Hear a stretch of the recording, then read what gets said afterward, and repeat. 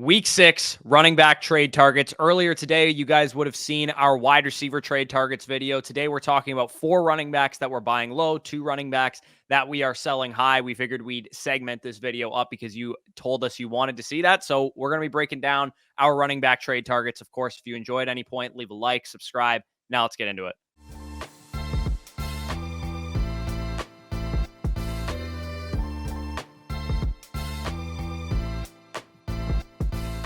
All right, so let's kick things off with our first running back buy of the video, a guy that was coming off of a long-anticipated return. Jonathan Taylor is the first guy that I'm going and buying low on right now. Might be a tad difficult knowing that the Jonathan Taylor manager maybe sat on them for 4 weeks until he came out off of IR, and now they're excited to use the guy. But what I will say is, you're going to pay high for Jonathan Taylor because a lot of people probably understand that he's, a back-end RB1 or mid RB1 rest of the season, or maybe they think he's going to be an RB2 rest of the season.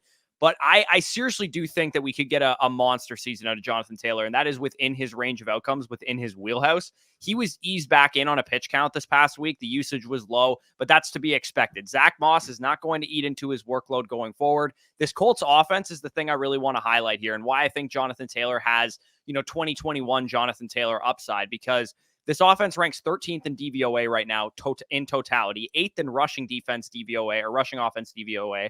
And the big improvement has been the health of their offensive line. 6th in the NFL right now in PFF run blocking grades. What Shane Steichen has done as the head coach there and what he's brought in as the play caller has elevated the play of everyone involved. Zach Moss was on the scrap heap. Nobody wanted to sign this guy. Nobody wanted to play him. Buffalo let him go. A number of other teams have let him go. And he's basically been an RB1 with the Jonathan Taylor workload. So imagine what Jonathan Taylor can do. The guy that actually has breakaway speed. The guy that can provide something as a receiver. The guy that breaks a lot of tackles and had, over 90 red zone touches the last time we saw him fully healthy. And that was with Carson Wentz as his quarterback. So even though Anthony Richardson is out, Minshew's one of the better backups across the league. And I think I have confidence that with Jonathan Taylor back, with the offensive situation that we have here, with the way that the offensive line and the pass catchers are playing, that this should still be a middle of the road type of offense. And Jonathan Taylor can be a mid RB1 that's available for like low end RB1, high end RB2 price tags. Right now, if you could trade Devontae Smith for him, I would. If you could trade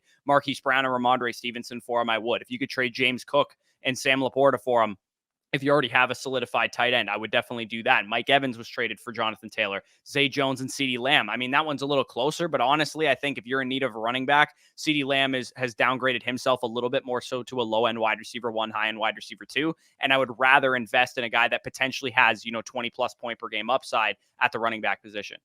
Yeah, I disagree on the last deal, but like you said, for the majority of those deals, I do agree. I view, like you said, Jonathan Taylor, mid-range type of RB1, if he can get that snap share that we saw Zach Moss literally occupy this week. Like if Zach Moss is operating as this bell cow in this offense, they didn't just hand over, Jonathan Taylor $14 million a year to be Zach Moss's backup. Like something's got to give here. We are going to expect Jonathan Taylor to get back his workload. As you said, with the run scheme, with Shane Steichen coming in, the offensive line playing a lot better. Like he's got 19, 20 points per game in the range of outcomes. So I agree with you on the analysis there of Jonathan Taylor. I do think, like you said, if somebody has held them that long, it's probably unlikely that they'll give them up for cheap. However, like we're talking about, we're fine paying high prices for him. We're fine paying, maybe high-end RB2 prices, low-end RB1 prices, which is probably what the market rate would be for him, because we think he has a mid-running back one-level projection. So I agree with you when it comes to Jonathan Taylor. I think, top 5 to 8 running back is a fair expectation, but if he gets back to the level of efficiency, the level of play we've seen him in the past,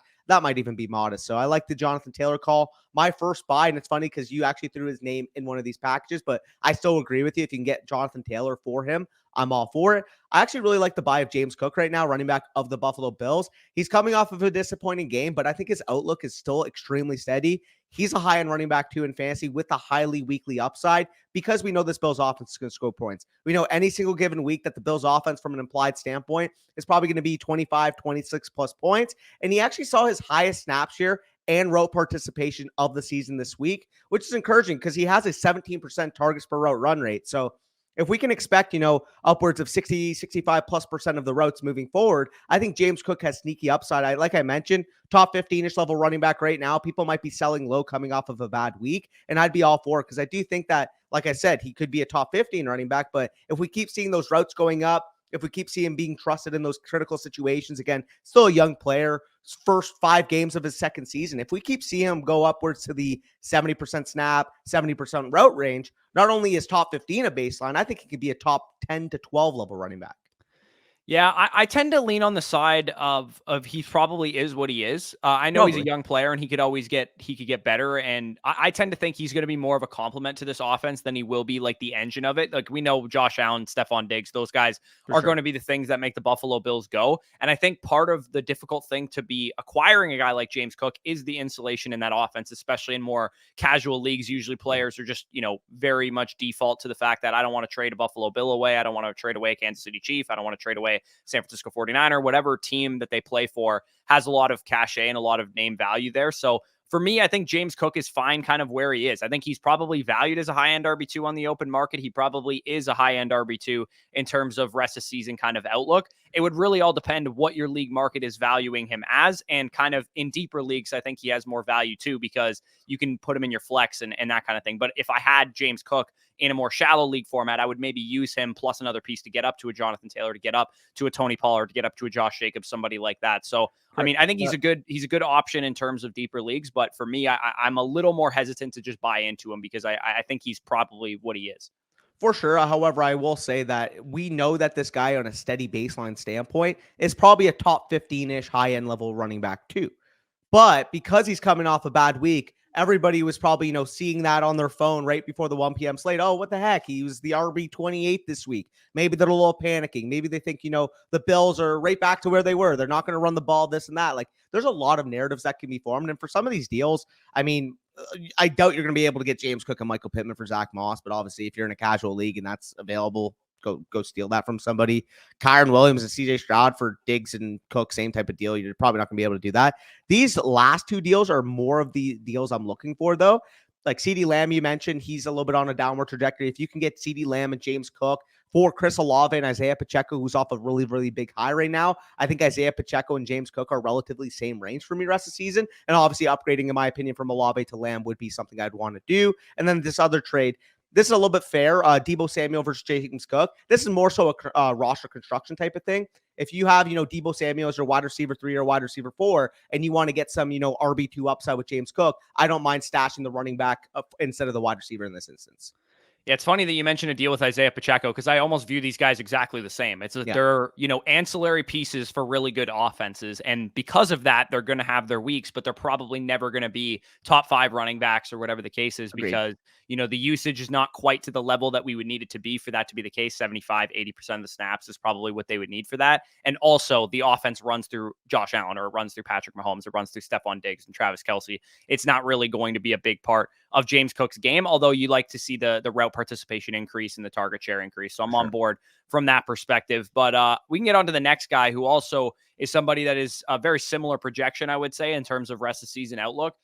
A little bit worse of an offense, but I think that Rachaad White has a good chance to potentially climb in value, and he's getting an RB1 caliber workload. I think that's the difference between him and James Cook, because, every game so far this season, he's seen a 70% snap share. And in negative game script against the Philadelphia Eagles in week 3, he saw 91% snap share. And we saw him get a very, very high level route participation. Very few running backs will ever sniff more than a 60, 70% route participation. He was up in the 80% range. So with Rachaad White, you're buying into the big time workload. And earlier in the season, I would have said something like, Sean Tucker's going to work into that as the season goes along. There's not really any running backs on this roster that are going to work into Rachaad White's workload, at least this year from a redraft perspective. The Bucs also face 4 run funnel defenses in their next 5 games. The only one that they don't play is the Buffalo Bills, but the rest of their teams that they're going up against, the Detroit Lions this week, better against the pass than they are against the run. A number of those defenses are coming up on the schedule, and Rachaad White has looked better this year than he did his rookie season. His PFF rushing grade is up from 66.5 last year to 75.9. His missed tackles force percentage is up 10% from 11% all the way to 21%. He's caught every single pass that's been thrown his way so far, 13 of 13 through the air. This is a solid RB2 with RB1 upside if he can A, play a little bit better, and B, some of these good matchups he has RB1 upside in as well. I think the bye week also helps. I mean, when you buy a player who already had his bye week, it can also be an opportunity for the coaching staff to maybe think about how they're utilizing Rachaad White, because 13 targets through 5 games, to be honest, or through 4 games, honestly is a little bit on the lower end of the spectrum that I thought Rachaad White was going to get coming into the season. So we might see Baker Mayfield look his way in the passing game a little bit more. Baker Mayfield, of course, looked Christian McCaffrey's way when he was in Carolina a lot last year, looked at Cam Akers through the passing game when he was in Los Angeles. So I think there's a little bit more meat left on the bone. I'm not saying that this guy's going to be a top 5 running back for the rest of the season. I think top 15 to 20 is probably what you're looking at. But I think the price tag right now is low-end RB2, maybe high-end RB3 or flex position type of trade assets that you would have to give up for Rachaad White. Guys like Brock Purdy were traded for him. Gabe Davis, Jerome Ford, who's a similar projection, but I like Rachaad White better. Ramondre Stevenson, who maybe people are still bought into where he was drafted. Najee Harris and Javonte Williams were traded for Rachaad White plus a piece there. DeAndre Hopkins as well, traded for Rachaad White coming off of a big game. If you guys are in need of a running back, that kind of makes some sense there as well. I'm going to disagree a little bit here. I'm not the biggest proponent of Rachaad White simply because I don't think he's married into this workload long term. The reason being is that you guys are winning more games than I think you would have anticipated. Like if this was a team that was like 1-3 and you weren't in a good spot to realistically win your division, I would be fine with it because then at that point you would say, well, they have no incentive to bring in a better, more efficient running back. But the problem that I kind of have is because you guys are in the fold right now, because your offense is overperforming to expectation compared to what it was coming into the year. Baker Mayfield has looked really good. Like if Rachaad White keeps playing, I feel like it could be an instance of what we've seen in Minnesota with Alexander Mattison, where we'll get into him in a second, but he started off the season with a really strong workload. They brought in Cam Akers, and you'll see in a second, but his workload went, tremendously down after that happened. So while I don't think that it's, a necessity for them to bring in a running back, at the same time, if they view Rachaad White as being this inefficient option, which he realistically has been since he's been drafted, I wouldn't be shocked if a Cam Akers level running back, an RB2, maybe even like Zach Moss, once Jonathan Taylor starts feeling comfortable, you guys make a move for a Zach Moss type to be that thumper between the tackles. And maybe that actually benefits Rachaad White for the whole season because I don't necessarily view him as a true between the tackles runner. I honestly think his best usage is a space back working in the receiving game, which has been the complete flip of what he's been used this year. So I'm a little bit worried. I don't think he's got a stranglehold on this workload long term. Again, if you're like 1-3 and you need a running back to just give you a workload short term, if you can get it for cheap, like you said, Brock Purdy, some of those other options, like I don't mind it at that cost, but I am a little bit wary. He's more of a low end RB2, high end RB3 for me.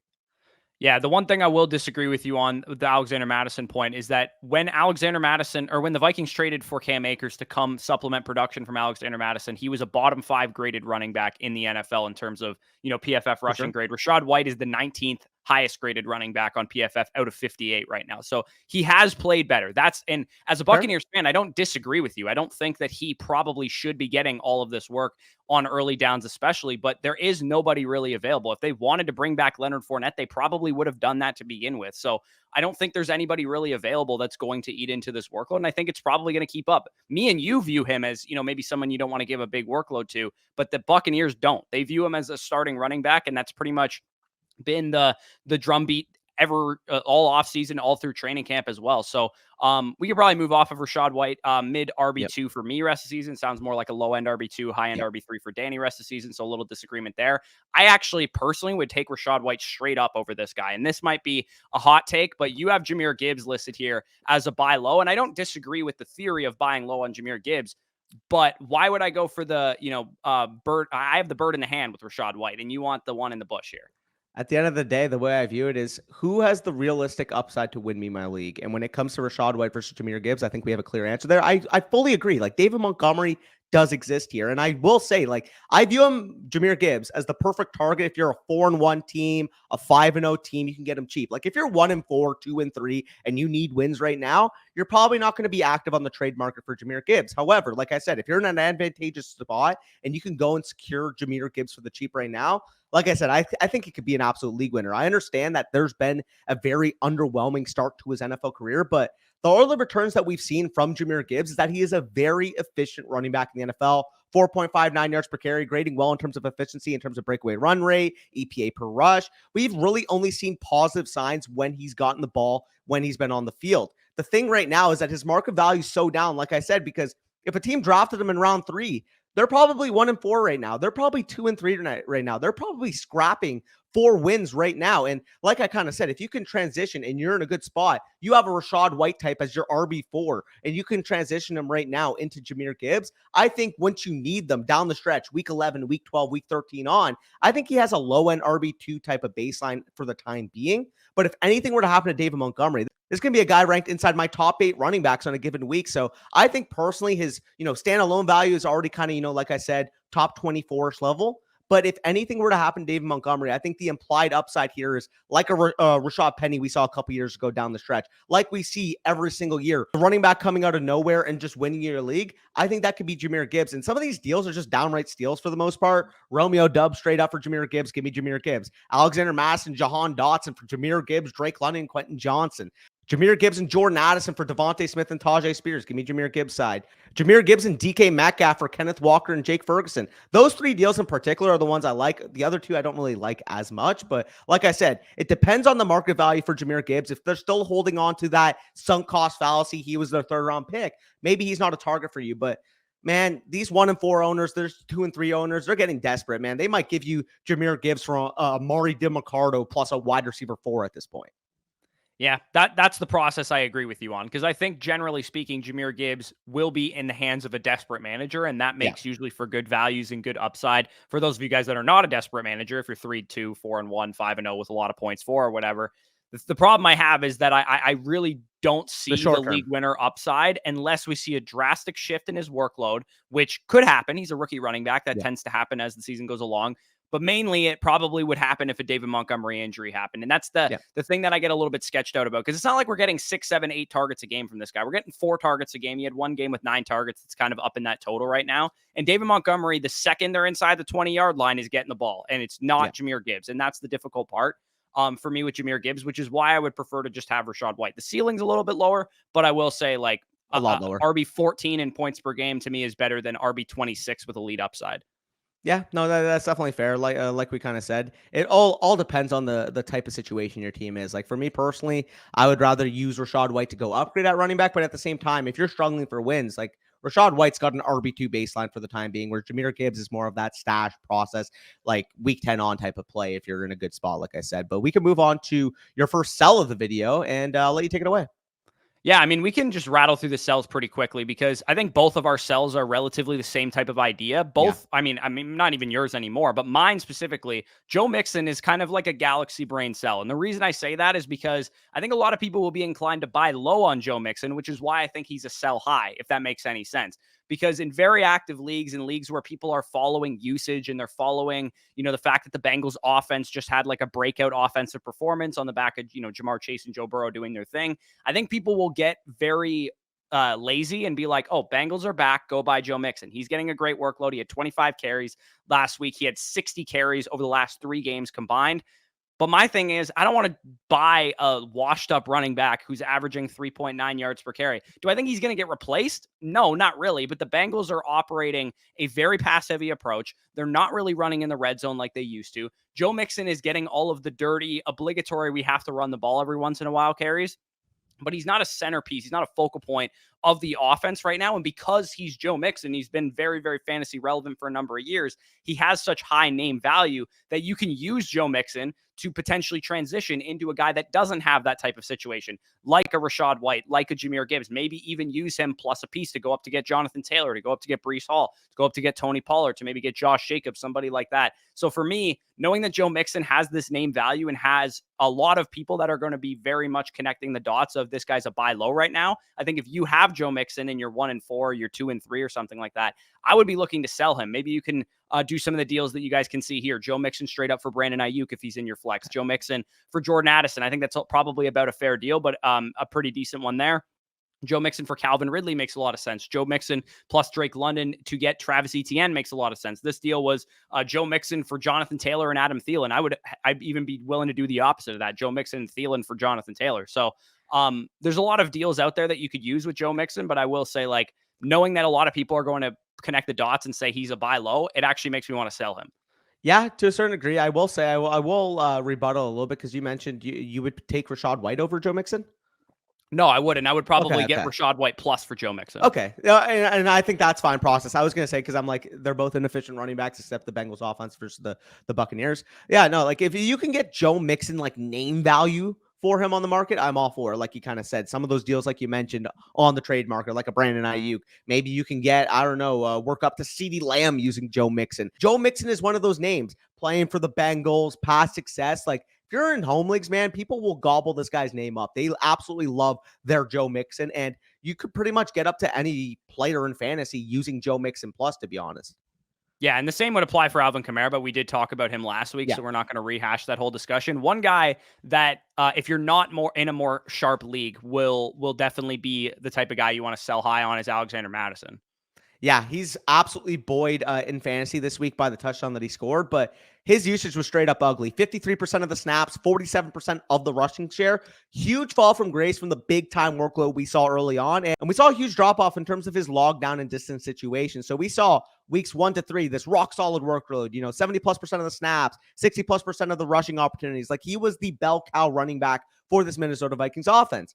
Well, we saw this week, once Cam Akers was worked in, those snaps fell dramatically. Those rushing attempts fell dramatically. And the big thing, like I said, the long down and distance, man, his seasonal sample is at 48%.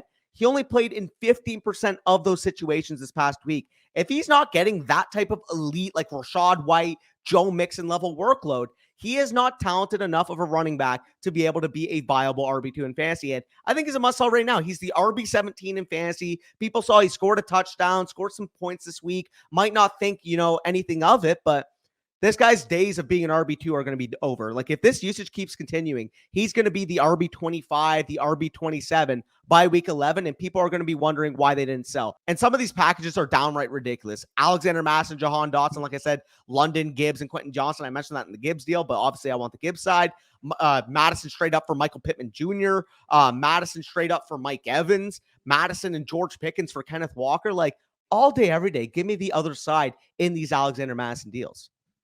Yeah, for sure. I think he's the type of guy that you can sell off of, like you said, name value, and the fact that he's had a pretty decent workload so far. It might be tougher now that Jefferson is down. They might, people might be thinking, oh, Alexander Madison's going to be on a worse offense without Justin Jefferson. That might make things tougher, but it also might make things better in their mind. They might be like, without Justin Jefferson, they're going to run the ball more, which it's not going to work out very well for the Minnesota Vikings. Spoiler alert. They do play the Chicago Bears this week, which could definitely be a good performance for Alexander Mattison coming up, but yeah, I'm on the side of selling Alexander Mattison as well. If I could get Rachaad White, Jahmyr Gibbs plus for him, which I think you should be able to do, I would 100% go out and do that. Maybe this guy's workload is heading the direction of what we're at with Najee Harris right now. Like that's what we're talking about at this point in time. And it's not a pretty sight so far. So that is the end of the video. If you guys enjoyed, if you got some value from it, leave a like down below, subscribe to the channel if you're new. Of course, check out all the links down below in the description for our rankings, redraft, rest of season, weekly rankings, as well as our dynasty rankings that will be available on flockfantasy.com. And of course, use the promo code FSC for 30% off any of the packages, 6 months for free when you sign up annually, a free Zoom consultation with one of us as well. So if that interests you, definitely check it out in the link in the description. But with that being said, peace out, and we'll talk to you soon.